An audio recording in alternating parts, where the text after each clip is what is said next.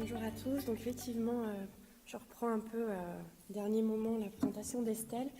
Donc je m'excuse par avance, elle aurait fait sans doute quelque chose de bien plus fluide. Je vais quand même essayer de tenir le timing. Voilà. Donc moi je suis Florence Franchon et je suis pharmacien MCUPH aux Hospices Civils de Lyon. Et du coup Estelle était étudiante chez nous et a fait un travail sur la tolérance des anti-PD-1 et notamment la tolérance chez les patients de faible poids à partir du moment où on s'est mis à utiliser les doses fixes, donc milieu d'année 2018. Donc les anti-PD-1, je ne vous apprendrai rien en disant que ce sont des inhibiteurs de chain point, de points de contrôle immunitaire, et que ces derniers permettent finalement de restaurer une réponse immunitaire antitumorale. Plusieurs indications ont été autorisées, initialement le mélanome et le cancer bronchique non à petites cellules, et depuis d'autres indications dans des tumeurs solides et voire même en hématologie. Ces traitements ont des effets indésirables spécifiques ou du moins différents de ceux qu'on peut voir avec les chimiothérapies cytotoxiques classiques, avec des effets indésirables du coup très souvent immunomédiés. Alors pourquoi on s'est intéressé à ces traitements ? Eh bien, en mai et août 2018, l'EMEA a validé un changement de posologie pour ces deux traitements. Donc le nivolumab et le pembrolizumab étaient prescrits aux patients selon une dose poids, donc 3 mg kg et 2 mg kg respectivement. Et on est passé à une dose fixe, 240 mg pour le nivolumab, donc finalement ce qui correspondait à un poids moyen pour le patient de 80 kg. Et le pembrolizumab à une dose de 200 mg, donc tous les 21 jours, donc un poids moyen de 100 kg. À l'époque, ces changements de posologie n'étaient pas basés sur des études cliniques, mais sur des modèles pharmacocinétiques. Et donc, on a voulu s'intéresser aux patients de faible poids. Alors, faible poids, on a considéré des patients de moins de 80 kg, bien sûr. On s'est même focalisé sur ceux de moins de 60 kg. Ça va être souvent, c'est des études américaines et les rationnels de poids sont un peu différents par rapport à des patients européens. Donc on a regardé sur cette population de patients de faible poids, entre guillemets, quels étaient les effets indésirables et est-ce qu'ils étaient plus fréquents par rapport à une population traitée avec une dose fonction du poids. Donc c'est une analyse monocentrique au sein du groupement hospitalier sud des Hospices Civils de Lyon. Notre cohorte de patients qui a été traitée par dose fixe, donc c'est une cohorte de patients entre 2018 et 2019, donc des patients traités exclusivement par nivolumab ou pembrolizumab en dose fixe et pour des indications donc, de mélanome métastatique et de cancer bronchique non à petites cellules. Au total, sur cette période, il y a presque 200 patients qui ont été traités par dose fixe. Et si on regarde les patients de moins de 60 kg, ça représente un effectif de 54 patients. On a souhaité comparer cette cohorte dose fixe à une cohorte historique, toujours dans notre centre, au tout début finalement de l'utilisation des anti-PD-1. Donc c'est sur 2015-2017, même indication, mélanome et cancer bronchique non à petites cellules. Et du coup, patients traités par anti-PD-1, mais à une dose adaptée à leur poids, sachant que le poids qu'on a pris en considération, c'était le poids de la cure 1J1. Donc là, sur cette cohorte historique, on a 76 patients qui ont été traités. Donc on a comparé la survenue des effets indésirables. Alors la survenue des effets indésirables, c'est celle qui a été rapportée dans les comptes rendus d'hospitalisation, avec tous les biais que ça peut représenter, et c'est une analyse rétrospective également. Alors, notre population de patients traités par dose fixe, donc près de 200 patients, âge moyen 65 ans, avec un nombre de cures moyen de presque 7 cycles d'immunothérapie. On a une plus forte représentation de patients traités par nivolumab, et si on regarde en fonction de la pathologie, c'est presque 50-50 entre les patients traités pour un mélanome métastatique et ceux traités pour un cancer bronchique non à petites cellules. Si on regarde la répartition des poids moyens des patients dans cette cohorte, on se rend compte qu'on a plus d'un quart des patients finalement qui ont un poids de moins de 60 kg, qu'on a considéré nous comme étant un faible poids, en tout cas au regard des poids moyens considérés pour la dose fixe du niveau et du pembrolizumab. On a des patients qui ont même un poids quand même très faible et qui du coup nous ont un petit peu interpellés dans le cadre de cette étude. Si on regarde la survenue des effets indésirables, alors c'est sûr qu'au vu des effectifs, notre critère pour évaluer cet aspect-là, et on a choisi en fait de représenter le pourcentage de patients qui ont présenté au moins un effet indésirable. On n'a pas pu faire par type d'effet indésirable au vu des effectifs.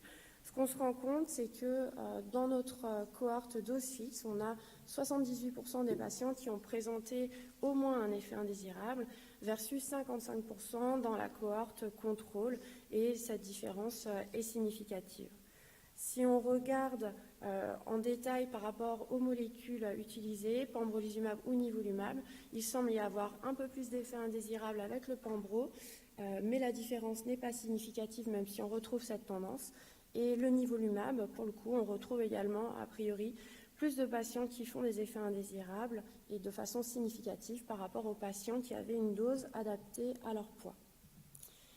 Si on regarde les conséquences de ces effets indésirables pour les patients, on se rend compte qu'en fait, dans la majorité des cas, 9 cas sur 10, il n'y a pas tellement de conséquences dans le sens où les patients continuent leur traitement par immunothérapie.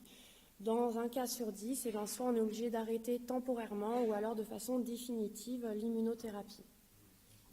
Combien ? 20 secondes. Donc je passerai directement à la conclusion. Pour dire que le premier résultat quand même pour nous, c'était cette proportion de patients qui ont un poids relativement faible et qui du coup nous interpellent par rapport aux doses fixes qui ont été proposées. Dans notre cohorte, même si on est bien d'accord qu'il y a des biais, il y avait quand même une survenue d'effets indésirables qui était supérieure dans la cohorte dose fixe versus cette cohorte contrôle.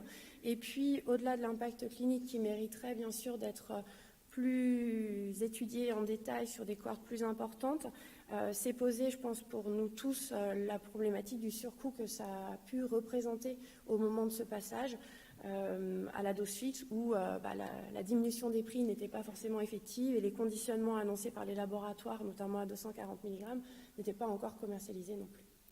Voilà, je vous remercie de votre attention.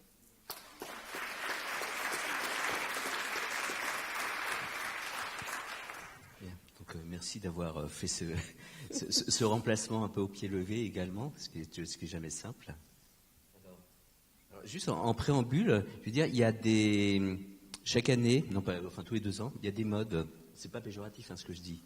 Il y a des tendances, on va dire, c'est mieux comme terme. Il y a des tendances. Cette année, la mode est à la comparaison de l'impact de dose fixe, dose pondérale sur l'immunothérapie. On a reçu, alors c'est intéressant sur le côté comparatif des études, on a reçu probablement 15, presque 20 abstracts autour de cette question. Donc ça veut dire que ça agite les équipes, mais de manière à bon escient. Et ce qui était intéressant en tout cas dans cette étude, c'est qu'il y avait beaucoup d'études qui étaient uniquement centrées sur l'aspect médico-économique. Et c'est vrai qu'on avait beaucoup moins d'études, mais c'est plus difficile à réaliser, comme vous l'avez souligné, sur en réalité l'impact clinique aussi, ce qui est le point de départ quand même, à la base. Donc voilà, c'était juste le préambule. Oui, bonjour, merci beaucoup pour ce travail. C'est très intéressant effectivement de travailler sur le volet effet indésirable, parce que la majorité des travaux se sont centrés sur le volet économique entre le passage dose poids, dose fixe. C'est un vrai problème, pas seulement au niveau français, mais aussi au niveau européen. Il y avait pas mal de posters à l'EAHP sur cette problématique là aussi, des Italiens, je veux dire ça concerne un petit peu tout le monde. Ma question c'était principalement pourquoi avoir fixé votre cut-off à 60 kg, parce que j'avais fait un petit peu de biblio à l'époque et j'avais travaillé sur le volet plutôt médico-éco. Et nous on avait placé un cut-off à 50 kg plutôt, d'après ce que j'avais pu lire, et il y avait une tendance à vraiment voir plus d'effets indésirables, pratiquement le double chez les patients de 50 kg qui passaient en dose fixe en fait. Par rapport aux résultats des essais cliniques. Oui, c'est un choix arbitraire en fait. On ne voulait pas trop réduire nos effectifs en choisissant ce seuil de poids. Donc c'est vrai qu'on a fixé 60 kg, mais dans les détails de ce qu'a pu faire Estelle, on a regardé aussi l'IMC, la dénutrition des patients, d'autres aspects. Et voilà, donc la réponse elle est un petit peu pas très rationnelle. C'était surtout pour avoir un effectif qui reste important malgré tout. Merci.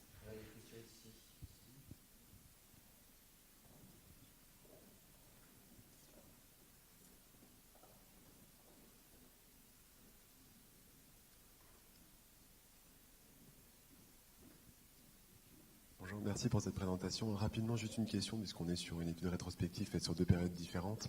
Est-ce que vous avez pu vous assurer que la prévention et la prise en charge des effets indésirables entre les 2 périodes n'avaient pas changé en termes de pratique de service? Alors c'est bon, un peu poussé comme question, mais c'est vrai que c'est toujours la difficulté qu'on a aussi pour être sûr de ça, quoi.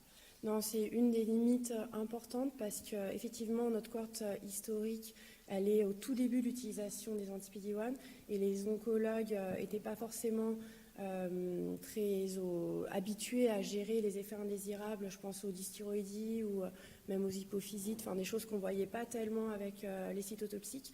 Et depuis, et en l'occurrence dans le cadre de la cohorte sur les doses fixes, il y a un réseau qui s'est constitué, il y a eu beaucoup de formations au sein de l'hôpital sur des référents par organe sur les différents types de toxicité. Et du coup, la prise en charge, elle est bien plus précoce. On a aussi un système de PRO pour les patients, donc de Patient Reported Outcomes, qui permet de prendre en charge les patients plus tôt. Donc c'est clair qu'il y a une vraie différence à ce niveau-là sur la prise en charge. Bien joué.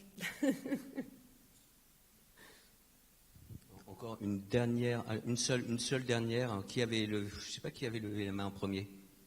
Bon. Voilà. Oui, merci pour le travail parce que je trouve ça assez intéressant par rapport à ce qui est dit dans le RCP des 2 produits où ils disent qu'il n'y a pas de différence significative ni en termes d'efficacité ni de tolérance. C'est vrai que c'est un peu le flou sur ce changement de posologie parce que là, les 2 médicaments ont eu l'AMM en adjuvant. Vous en avez un qui est en dose fixe et l'autre est resté en milligrammes par kilo. C'est un peu bizarre. Et je voulais savoir si à l'issue de ce travail, vous êtes revenu, vous, pour les patients inférieurs à 80 kg, à la dose de 3 mg kg de niveau. Non. Non. Non, alors après, là, c'était des résultats intermédiaires. Il faut qu'on en rediscute avec les oncologues pour voir s'ils trouvent ça pertinent dans la pratique. C'est vrai que le système derrière de suivi des patients sur ces effets indésirables a aussi pas mal évolué. Donc, il faut qu'on en rediscute, quoi. Mais on n'a pas changé là nos pratiques. Ouais, juste une remarque, vous avez parlé du flaconnage en disant le labo n'a pas fait tout de suite, mais ça n'a pas d'importance puisque il y a une étude de nos amis de Mondor qui a prouvé que il y a une stabilité des reliquats et qu'on peut réutiliser. Donc quel que soit le flaconnage du labo, il y a zéro perte. On utilise les résidus, bien sûr, et il n'y avait pas de perte réelle du produit, mais c'est vrai que quand ça a été annoncé par le laboratoire, il y avait en même temps le passage de on va vous donner une forme prête à l'emploi, 240 mg, ça sera plus facile pour la manip. Nous, on ne voyait pas tellement un intérêt majeur à ça. Et le prix sera revu dans ce contexte-là. Sauf qu'en fait, ça a pris quand même un petit peu de temps avant que le prix soit revu. Mais effectivement, on gardait les résidus, donc on ne perdait pas réellement de flacons. Très bien. Merci beaucoup pour cette présentation.